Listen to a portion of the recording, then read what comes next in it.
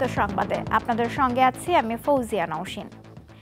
বুয়েট ছাত্র আবরার ফাহাদ হত্যা মামলায় মৃত্যুদণ্ড অনুমোদন, জেল আপিল ও আপিলের রায় ঘোষণা করছে হাইকোর্ট। বিচারপতি AKM আসাদুজ্জামান এবং বিচারপতি সৈয়দ এনায়েত হোসেনের বেঞ্চ এ রায় দিচ্ছে। 2019 সালের 6 অক্টোবর বুয়েটের শেরেবাংলা হল থেকে তড়িৎ ও ইলেকট্রনিক্স প্রকৌশল বিভাগের দ্বিতীয় বর্ষের ছাত্র আবরার ফাহাদের মরদেহ উদ্ধার করা হয়। এ ঘটনায় আবরারের বাবার করা মামলা তদন্তের পর বুয়েটের 25 শিক্ষার্থীর বিরুদ্ধে 2019 সালের 13 নভেম্বর পুলিশ আদালতে অভিযোগপত্র দেয়। ওই মামলায় 2021 সালের 8 ডিসেম্বর ঢাকার দ্রুত বিচার ট্রাইব্যুনাল 20 জনকে মৃত্যুদণ্ড ও 5 জনকে যাবজ্জীবন কারাদণ্ড দেয়।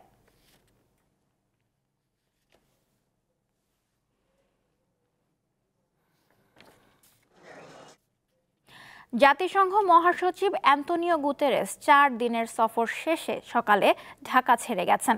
সকাল 9:55 তিনি হযরত শাহজালাল আন্তর্জাতিক বিমানবন্দর ত্যাগ করেন। বন ও পরিবেশ উপদেষ্টা সৈয়দা রিজওয়ানা হাসান এবং রোহিঙ্গা সংকট বিষয়ক প্রধান উপদেষ্টার উচ্চ প্রতিনিধি খলিলুর রহমান বিমানবন্দরে জাতিসংঘের মহাসচিবকে বিদায় জানান। বাংলাদেশ ছাড়ার আগে অ্যান্তোনিও গুতেরেস প্রধান উপদেষ্টা অধ্যাপক ডক্টর মোহাম্মদ ইউনূসের সঙ্গে ফোনে কথা বলেন এবং বিদায়ী শুভেচ্ছা বিনিময় করেন।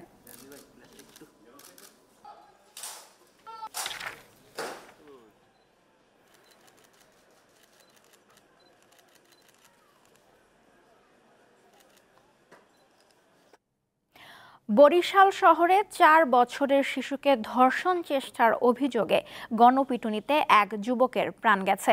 স্থানীয়রা জানান, গতকাল দুপুরে 4 বছরের শিশুটিকে ধর্ষণের চেষ্টা করে সুজন নামের ওই যুবক। শিশু চিৎকার করে শুরু করলে তাকে ছেড়ে দেয়া হয়। ঘটনার পর বিক্ষুব্ধ এলাকাবাসী অভিযুক্ত সুজনকে গাছের সাথে বেঁধে গণপিটুনি দেয়। খবর পেয়ে পুলিশ তাকে উদ্ধার করে মুমূর্ষু অবস্থায় বরিশাল শেরেবাংলা মেডিকেল কলেজ হাসপাতালে ভর্তি করে। সেখানে রাতে তার মৃত্যু হয়।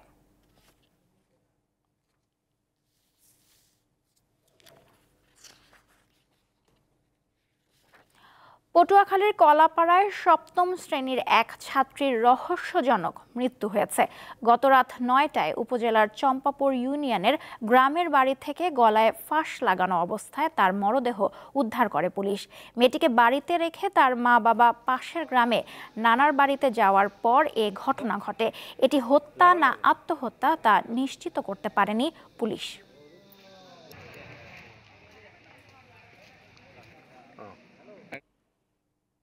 ঈদ উল ফিতরকে সামনে রেখে চলছে ট্রেনের আগাম টিকিট বিক্রি। আজ দেওয়া হচ্ছে 26 মার্চের টিকিট। এ বিষয়ে জানাতে রাজধানীর কমলাপুর রেল স্টেশনে রয়েছেন সহকর্মী মেহেদি হাসান।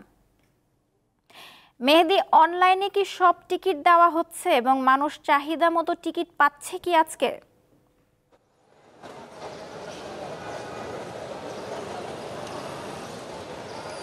নওশিন, শতভাগ টিকিট অনলাইনের মাধ্যমেই দেওয়া হচ্ছে পবিত্র ঈদ উল ফিতরের অগ্রিম টিকিট, এবং আজকে তৃতীয় দিনের টিকিট দেওয়া হয়েছে, অর্থাৎ 26 মার্চের টিকিট সকাল 8টায় পশ্চিমাঞ্চলের টিকিট ছাড়া হয়েছে। এবং সকাল 8টায় টিকিট ছাড়ার পরেই 8:30টার মধ্যে কিন্তু 98 লাখ মানুষ এই 13,336টি টিকিটের জন্য হিট করেছে 98 লাখ বার।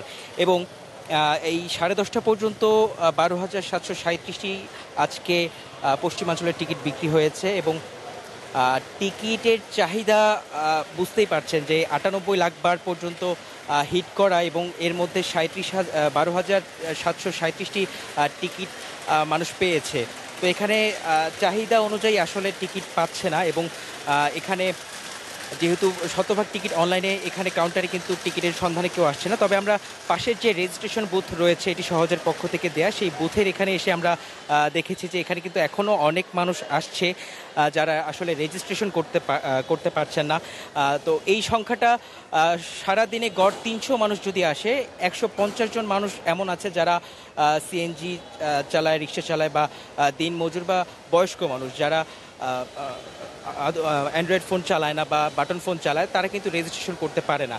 তো এই ক্ষেত্রে কিন্তু একটা জটিলতা রয়েছে, এবং কালোবাজারির বিষয়টা কিন্তু এড়ানোর জন্যই আসলে এই উদ্যোগটা রেলওয়ে মন্ত্রণালয় থেকে নেওয়া হয়েছিল, যে শতভাগ টিকিট কিন্তু অনলাইনে রেজিস্ট্রেশন করে যাত্রীকে নিতে হবে। তো এইবারও কিন্তু এই নিয়মে যাচ্ছে যে শতভাগ ঈদের অগ্রিম টিকিট অনলাইনে যাচ্ছে। এখানে আজকের যে 12,037 237টি টিকিট আসলে বিক্রি করা হয়েছে। তার মধ্যে কিন্তু বেশিরভাগ মানুষই রয়েছে যারা আমাদের শিক্ষিত জাতি বা যারা রেজিস্ট্রেশন করতে সক্ষম, এবং বেশিরভাগ মানুষ রয়েছে যারা কিন্তু রেজিস্ট্রেশন করতে পারছে না, তারা কিন্তু অনলাইনে ঈদের অগ্রিম টিকিট করতে পারছে না। এক্ষেত্রে তারা কিন্তু একটা ভোগান্তির মধ্যে পড়ছে। এবং এখন এই কমলাপুর রেলওয়ে স্টেশনের যে চিত্রটি দেখছেন, এটি কিন্তু আজকে যে ট্রেনগুলো ছেড়ে যাবে সেগুলোর জন্য আসলে যাত্রীরা এখানে উপস্থিত হয়েছে। এবং এই টিকিট অনলাইন করার পর থেকে কিন্তু রেলওয়ে স্টেশনে 2022 সাল থেকে আমরা দেখেছি যে এখানে কিন্তু লম্বা লাইন ধরে মানুষ ভোর থেকে অপেক্ষা করত টিকিটের জন্য। কিন্তু গত বছর থেকে অনলাইন করার পর এখন রেলওয়ে স্টেশনে এরকম কোনো চিত্র আমরা দেখছি না। এবং রেলওয়ে স্টেশন ম্যানেজারের সাথে আমাদের কথা হয়েছে, কালোবাজারি বন্ধে তারা কিন্তু কঠোর পদক্ষেপ নিয়েছে।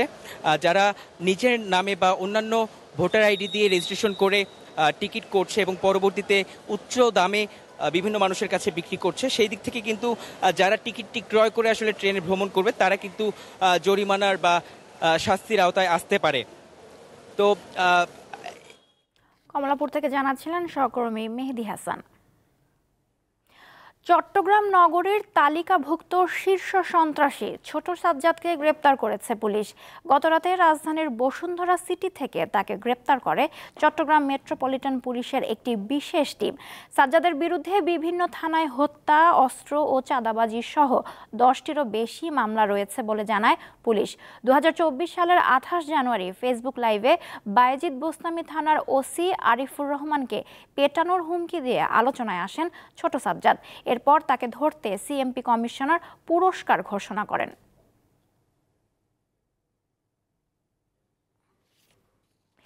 ঈদের নতুন জামার পাশাপাশি চাহিদা বাড়ে নতুন জুতারও। তাই ঈদকে ঘিরে ব্যস্ত সময় পার করছেন শরীয়তপুরের জুতা তৈরির কারিগররা। ব্যবসায়ীদের প্রত্যাশা এবারের ঈদে ভালো ব্যবসার।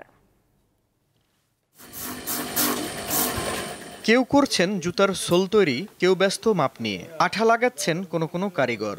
ঈদকে ঘিরে এমনই কর্মব্যস্ততা শরীয়তপুরের বিভিন্ন উপজেলার জুতার কারখানায়। ধাপে ধাপে এসব প্রক্রিয়া শেষে তৈরি হয় নতুন জুতা। ব্যবসায়ীরা জানান, সারা বছর জুতার চাহিদা থাকলেও ঈদে বেড়ে যায় কয়েক গুণ। জামা কাপড়ের পাশাপাশি আমাদের জুতারও অনেক চাপ থাকে, ঠিক আছে। তো এখন ঈদের টাইম হিসাবে অনেক ব্যস্ততা থেকে পার করতেছি। ঈদ উপলক্ষে এবার আমাদের কারিগররা ভালোই কাজ করতেছে, মানে অনেক অর্ডার আসতেছে সব জায়গা থেকেই। আলহামদুলিল্লাহ এবার কাজ অনেক ভালো চলতেছে। কারিগরদের অভিযোগ, ঈদ মৌসুমে চাপ বাড়ায় দৈনিক প্রায় 18 ঘন্টা কাজ করতে হয়। তবে পরিশ্রমের তুলনায় মেলে না উপযুক্ত মজুরি। যে পরিশ্রম করি, পরিশ্রমের আমরা টাকা পাই না। আমরা মনে হয় 24 ঘন্টা ডিউটি করে 12 ঘন্টা ডিউটি করে টাকা পাই 700-500 টাকা রোজ করে। যারা জুতার কাজ করতেছি এবং জুতা নিয়ে যারা উদ্যোগে আগ্রহী বেশি, তাদের অনেক ভালোই হচ্ছে। আর কাজ বলতে আগের চেয়ে অনেক একটু বাড়ছে, আরো সামনে আশা করি যে আরো বাড়বো। জুতা শিল্পকে এগিয়ে নিতে সরকারের সুদৃষ্টি কামনা করেন এই শিল্পের সাথে জড়িতরা। দীপ্ত বার্তা কক্ষ। আন্তর্জাতিক প্রসঙ্গ। যুক্তরাষ্ট্রের মধ্য পশ্চিমাঞ্চল ও দক্ষিণ পূর্বাঞ্চলে শক্তিশালী টর্নেডোর আঘাতে অন্তত 34 জন নিহত হয়েছেন। মিজোরিতে সবচেয়ে বেশি 12 জনের প্রাণহানি হয়েছে। একই সঙ্গে টেক্সাস, আরকানসাস ও জর্জিয়াতেও প্রাণহানি ও ব্যাপক ক্ষয়ক্ষতির খবর এসেছে। টর্নেডোর প্রভাবে মিজোরি, ইন্ডিয়ানা, ইলিয়ন, টেক্সাস ও আরকানসাসে 2 লাখ মানুষ বিদ্যুৎ বিচ্ছিন্ন অবস্থায় আছেন। আবহাওয়া অফিস জানিয়েছে আরও টর্নেডোর আশঙ্কা রয়েছে। বিশেষ করে লুইজিয়ানা, মিসিসিপি, অ্যালাবামা ও জর্জিয়াতে আঘাত হানতে পারে টর্নেডো। একই সঙ্গে উত্তরাঞ্চলে তুষার ঝড়ের সতর্কতা জারি করা হয়েছে। 80 miles per hour visibility. ইয়েমেনের বিদ্রোহী গোষ্ঠী হুতিদের ওপর বড় ধরনের বিমান হামলা চালিয়েছে যুক্তরাষ্ট্র। এতে 4 শিশুসহ 31 জন নিহত হয়েছেন। রাজধানী সানাতেই নিহত হয়েছেন 13 জন। শনিবার শুরু হওয়া এই হামলা কয়েকদিন, এমনকি কয়েক সপ্তাহ চলতে পারে বলে জানিয়েছেন যুক্তরাষ্ট্রের প্রেসিডেন্ট ডোনাল্ড ট্রাম্প। হুতিদেরকে লোহিত সাগরে জাহাজে হামলা বন্ধের আহ্বান জানিয়েছেন তিনি। একই সাথে হুতিদের প্রধান পৃষ্ঠপোষক ইরানকেও হুমকি দিয়েছেন ট্রাম্প।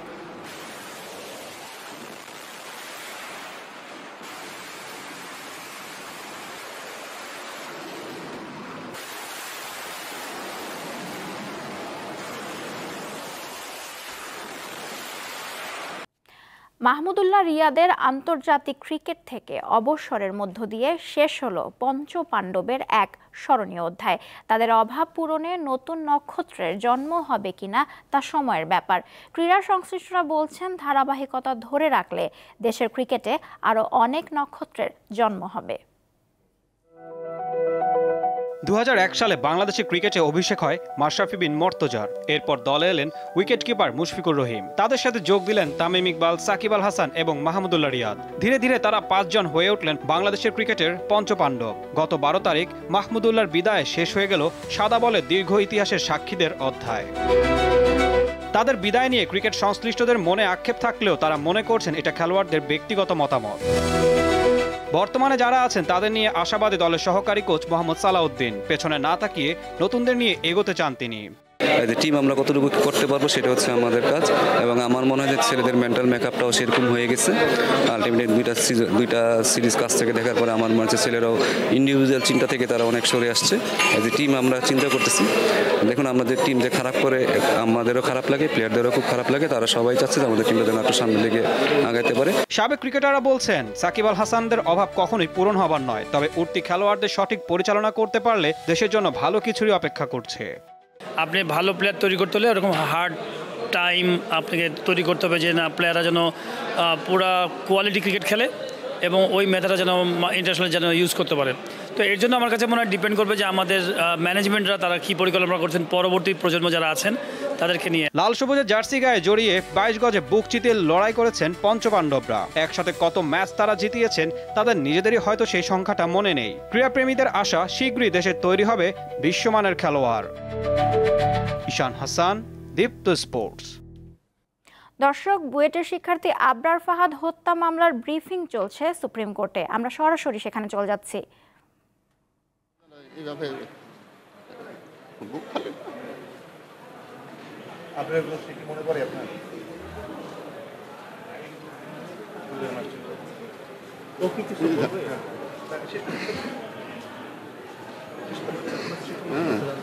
এখন স্মৃতি তো অনেক আছে, স্মৃতিতে আর কি এটা হয়তো পরে বলবে, একসঙ্গে এই মুহূর্তে বলার বলতে পারছি না।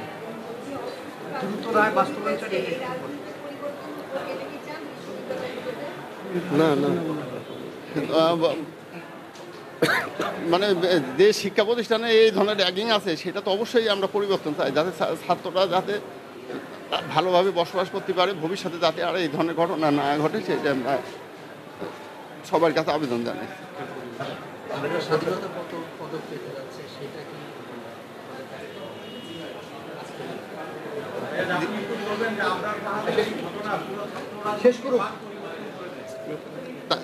স্বাধীনতা পুরস্কার দেবে শুনছে, কিন্তু এতে সরকার সন্তুষ্ট হয়ে যে দেশে সরকারের কাছে আমরা কৃতজ্ঞতা জানাচ্ছি। হ্যাঁ, হয়তো তাকে এটা রাষ্ট্রীয়ভাবে স্বীকৃতি দিতেছে, এটাই আমরা খুব গর্বিত।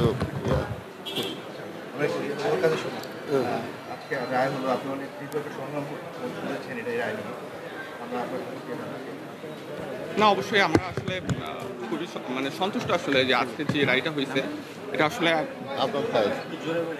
সত্যি বলতে যেটা যে আমরা আসলে হাইকোর্ট থেকে যে এত দ্রুত একটা রায় আসবে, যদি আমি 1 বছর আগের কথা 5 আগস্টের আগে আসলে চিন্তাও কখনো করি নাই যে এত দ্রুত একটা রায় আসতে পারে। তো এটা অবশ্যই যে হচ্ছে আমাদের পরিবর্তিত পরিস্থিতিতে একটা সম্ভব হয়েছে। তবে এখনও হয়তো অনেকগুলো স্টেপ বাকি আছে, সেগুলো যাতে দ্রুতই যাতে সম্পন্ন হয় সেটা আমাদের চাওয়া থাকবে। আমরা আমরা আসলে প্রায় 5.5 বছর হয়ে যাচ্ছে যে আমরা এটা নিয়ে আসি, আবার হচ্ছে আরও কতদিন লাগবে এটা আমরা জানি না। তো এটা যত দ্রুত শেষ হবে এবং এটা একটা দৃষ্টান্ত হিসেবে উপস্থাপন হবে যাতে ভবিষ্যতে যাতে আর কারো যাতে এই ধরনের কোনো পরিণতি যাতে না হয়। সেই জন্য আসলে আমাদের চাওয়া ওইটাই মেইনলি যে যত দ্রুত সম্ভব বাকি যে স্টেপগুলো আছে সেগুলো সম্পূর্ণ হোক।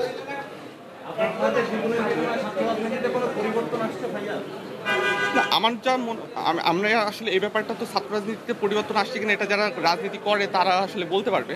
বাট অবশ্যই আমরা হচ্ছে সবসময়ই চাই যাতে অন্তত যেই পরিণতি একবার আবরার ফাহাদের হয়েছে তা যাতে আর কোনো অবস্থাতেই যাতে আর কোনো শিক্ষার্থী যাতে না হয়, এটা যে কোনো পরিস্থিতিতেই যেন নিশ্চিত করার জন্য অবশ্যই আমরা চাবো যাতে সরকার এবং হচ্ছে যারা ছাত্র সংগঠনগুলো আছে তারা যাতে এই জিনিসটা নিশ্চিত করে যাতে আর কারোর পরিণতি একই রকমের না হয়।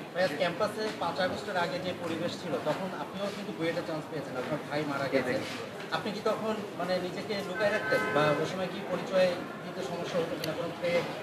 এখন তো পরিবর্তিত পরিস্থিতিতে ভিন্ন পরিবেশ, তখন কেমন ছিল? না, এখানে আসলে আমি তো আসলে কখনো যে নিজের পরিচয় লুকিয়ে রাখছি বা হচ্ছে ভয় পাইছি ব্যাপারটা এমন না, বাট অবশ্যই এখানে হচ্ছে অনেক ধরনের থ্রেট ছিল, যেহেতু আমরা বুয়েটের হয়তো আমাদের রাজনীতি ছিল না, বাট আশেপাশে যেই বিভিন্ন বিশ্ববিদ্যালয়গুলো ছিল সেইখানে বেশ ভালো রকমের একটা হুমকি ছিল। এবং একই সাথে হচ্ছে আমাদের যেই গত বছরের হচ্ছে এই মার্চ মাসেই হচ্ছে যখন একটা ছাত্রলীগের হচ্ছে কয়েকজন যখন বুয়েটে ঢোকে তখন একটা যে আন্দোলন হয়, সেই তার পরের সময়টাতে মানে আমাদের প্রায় সবারই একটা হুমকির মধ্যেই ছিলাম। তো তারপরে আসলে যাই হোক 5 আগস্টের পরে আসলে সেটা থেকে মুক্তি পেয়েছি, তো সেটা আলহামদুলিল্লাহ। আপনার কাছে একটা প্রশ্ন, সেটা হচ্ছে একজন মৃত্যুদণ্ডপ্রাপ্ত আসামি জেমি 6 আগস্ট পালিয়েছে এবং সেটা আমরা জানতে পারছি অনেক পরে 25 ফেব্রুয়ারি।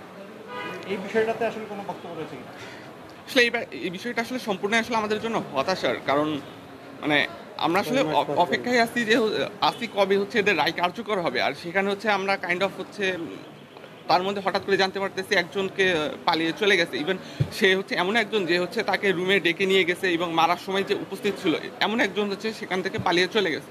মানে এটা তো আসলে আবার পালাই গেছে, ওই টাইমে অনেকে পালিয়ে গেছে, কিন্তু সেই জিনিসটা কেন লুকিয়ে রাখা হলো, ইভেন কেন হচ্ছে 6 মাস পরে জানানো হলো, তা নিয়ে আসলে আমাদের কাছে কোনো পরিষ্কার উত্তরও আসলে এখনো পাই নাই। দর্শক, হাইকোর্ট থেকে আবরার ফাহাদের রায় নিয়ে কথা বলছিলেন তার বাবা ও ভাই। শেষ করছি দীপ্ত সংবাদ। আমাদের পরবর্তী আয়োজন দুপুর 2টায় দেখার আমন্ত্রণ রইল। এছাড়াও দেশ বিদেশের নানা তথ্য জানতে চোখ রাখুন দীপ্ত টিভির ডিজিটাল প্ল্যাটফর্মগুলোতে। ধন্যবাদ সবাইকে।